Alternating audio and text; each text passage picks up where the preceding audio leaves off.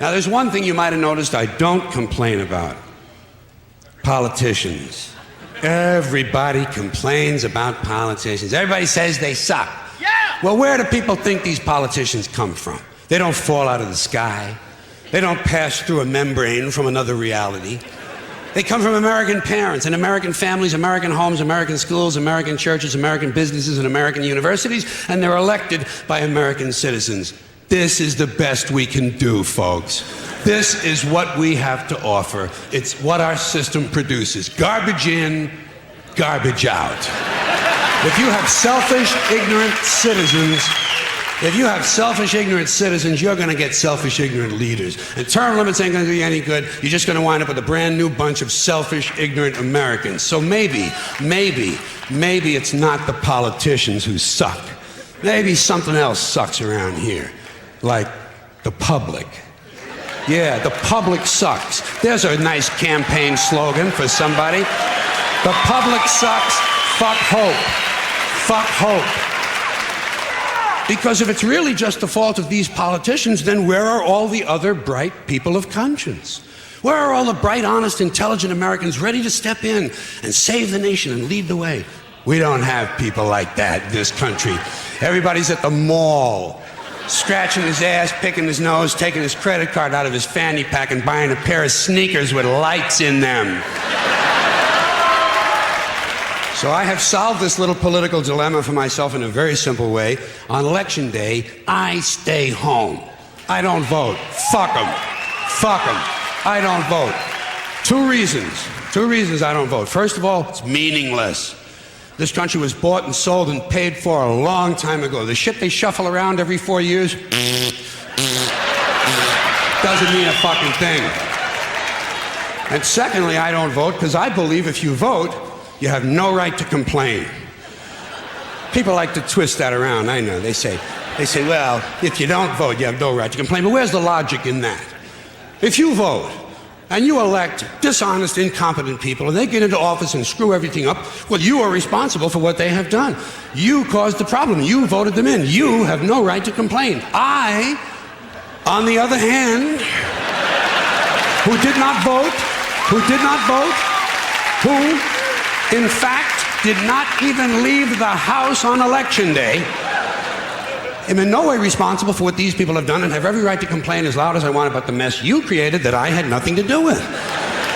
So I know that a little later on this year you're going to have another one of those really swell presidential elections that you like so much. You'll enjoy yourselves. It'll be a lot of fun. I'm sure as soon as the election is over, your country will improve immediately. As for me, I'll be home on that day doing essentially the same thing as you.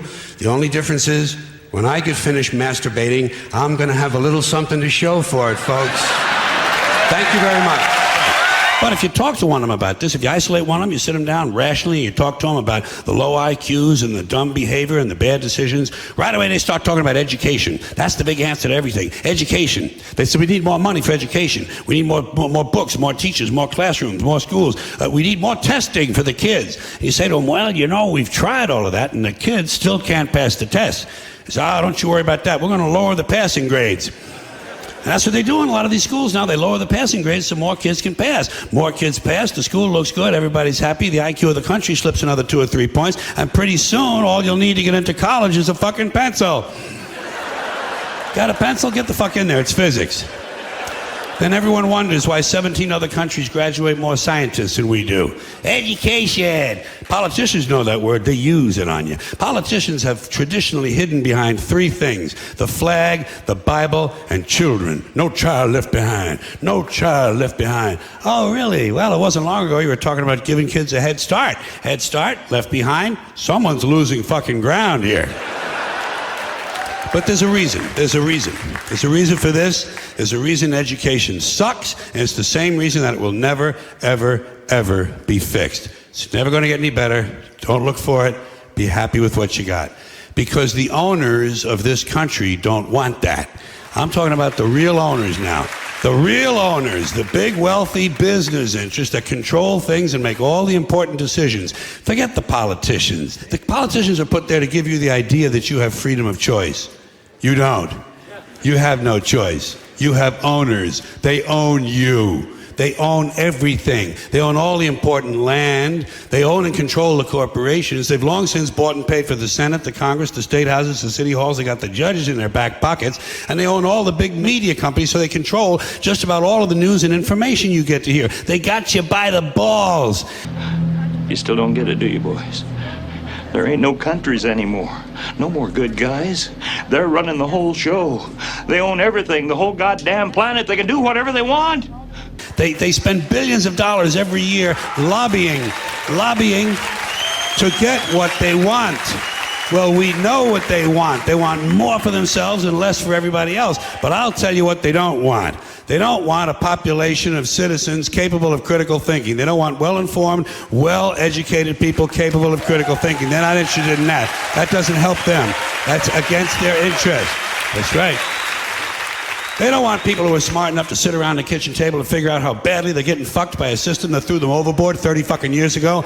They don't want that. You know what they want? They want obedient workers. Obedient workers. People who are just smart enough to run the machines and do the paperwork, and just dumb enough to passively accept all these increasingly shittier jobs with the lower pay, the longer hours, the reduced benefits, the end of overtime, and the vanishing pension that disappears the minute you go to collect it. And now they're coming for your Social Security money. They want your fucking retirement money. They want it back, so they can give it to their criminal friends on Wall Street. And you know something? They'll get it. They'll get it all from you sooner or later, because they own this fucking place. It's a big club, and you ain't in it. You and I are not in the big club. And by the way, it's the same big club they use to beat you over the head with all day long, when they tell you what to believe. All day long, beating you over the head in their media, telling you what to believe, what to think, and what to buy. The table is tilted, folks. The game is rigged. And nobody seems to notice. Nobody seems to care. Good, honest, hard-working people, white collar, blue collar, doesn't matter what color shirt you have on.